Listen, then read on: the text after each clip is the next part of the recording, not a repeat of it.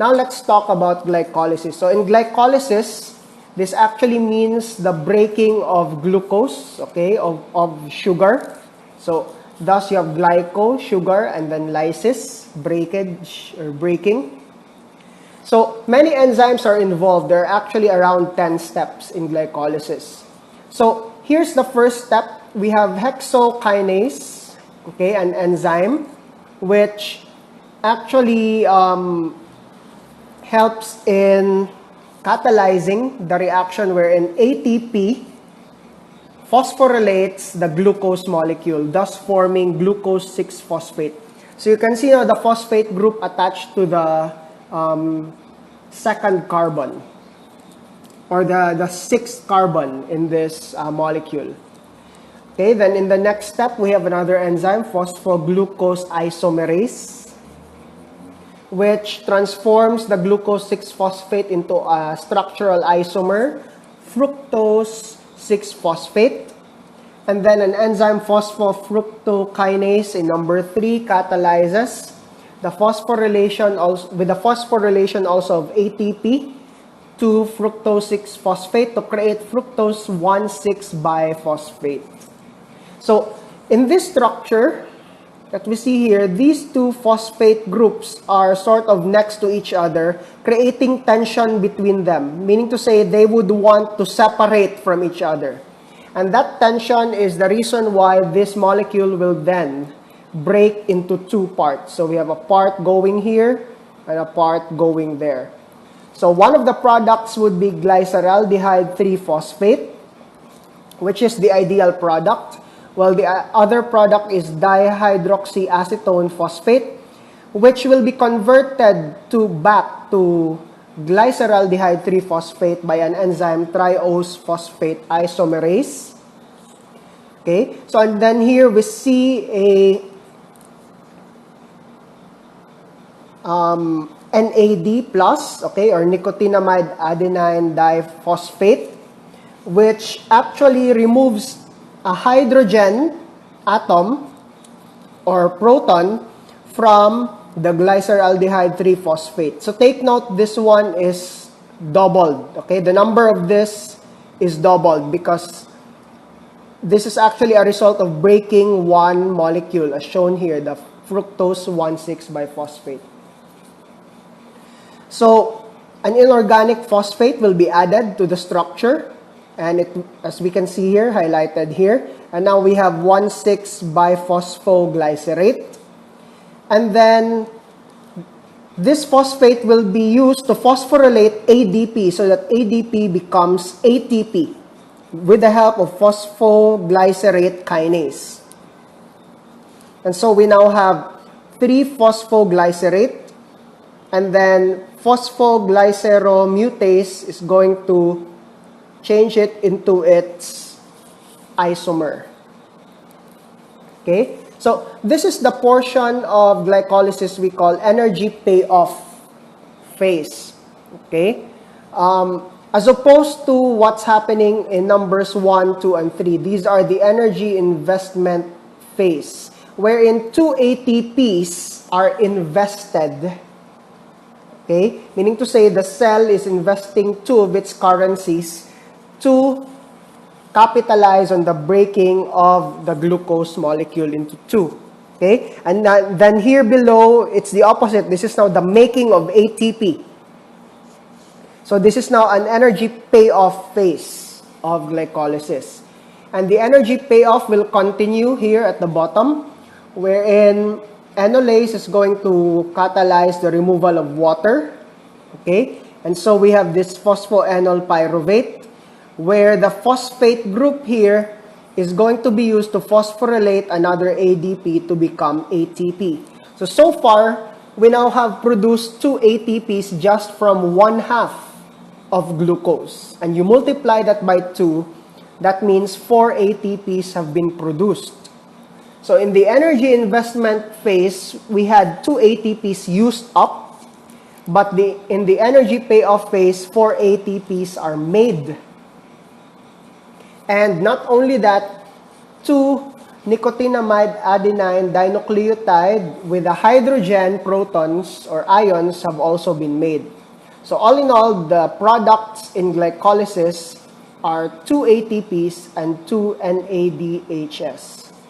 We are going to talk about the NADHs soon in this presentation, but for now, it's important to know that they are actually the reducing power later on for cellular respiration. And of course, let's not forget pyruvate. We also produce 2 of these pyruvate molecules. So there are 3 products in glycolysis, 2 ATPs, 2 NADH, and 2 pyruvate molecules. So let's look at the change in free energy profile of glycolysis.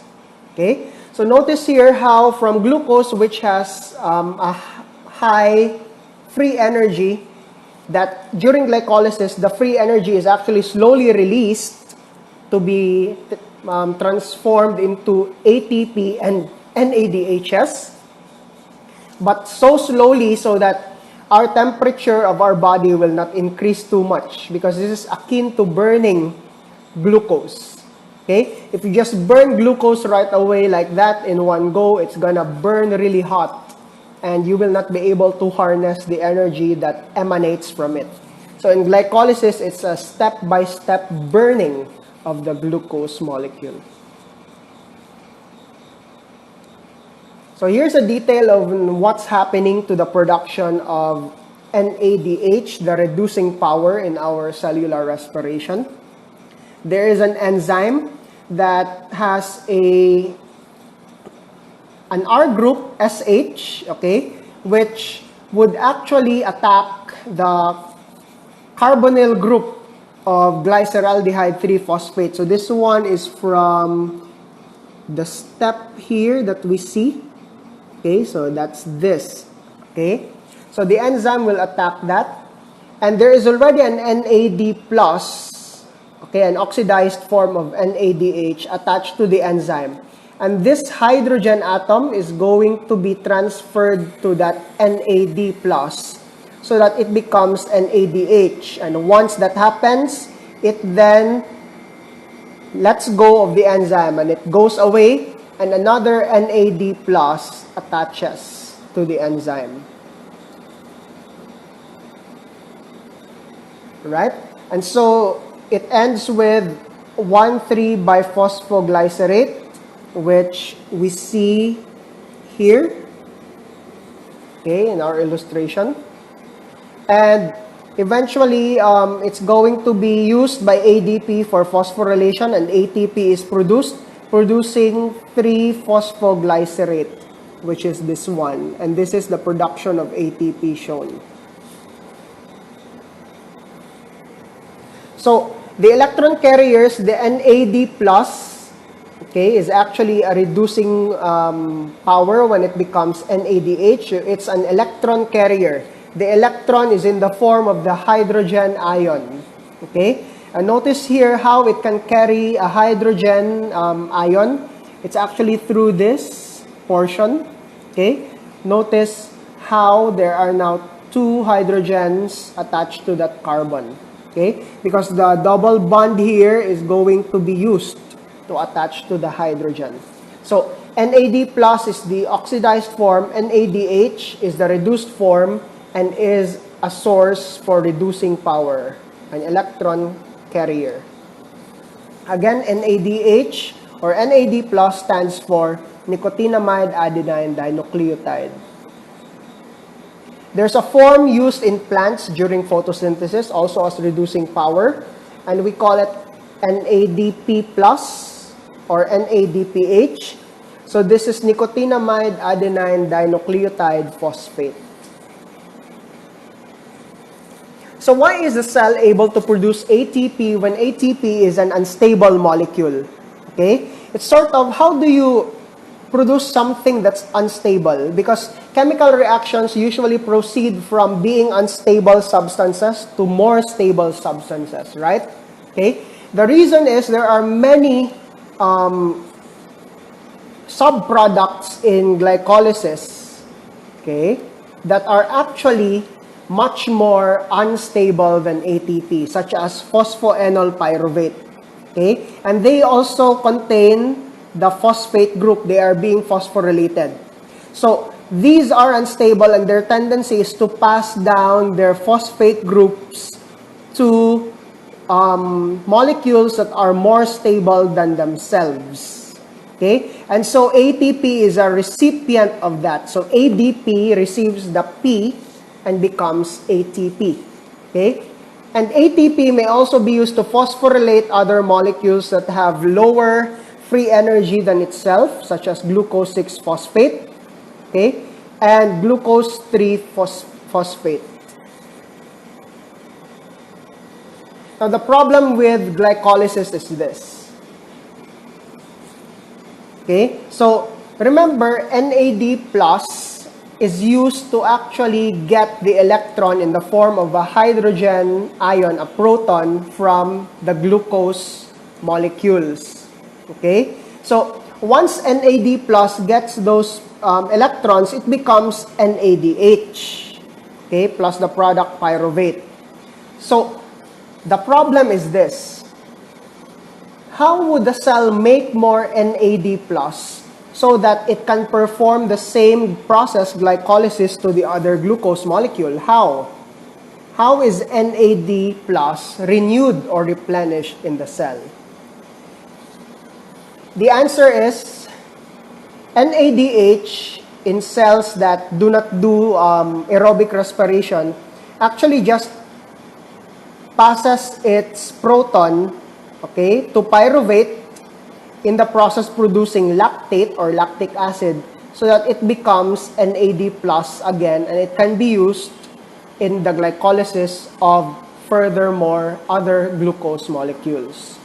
Or it's also possible that it passes it to pyruvate, which is sort of chemically reacted to become acetaldehyde, and therefore becomes ethanol when it receives the hydrogen ion or the electron from the NADH+. But still, the same is achieved. NAD plus is renewed, and it can be used again for further glycolysis processes.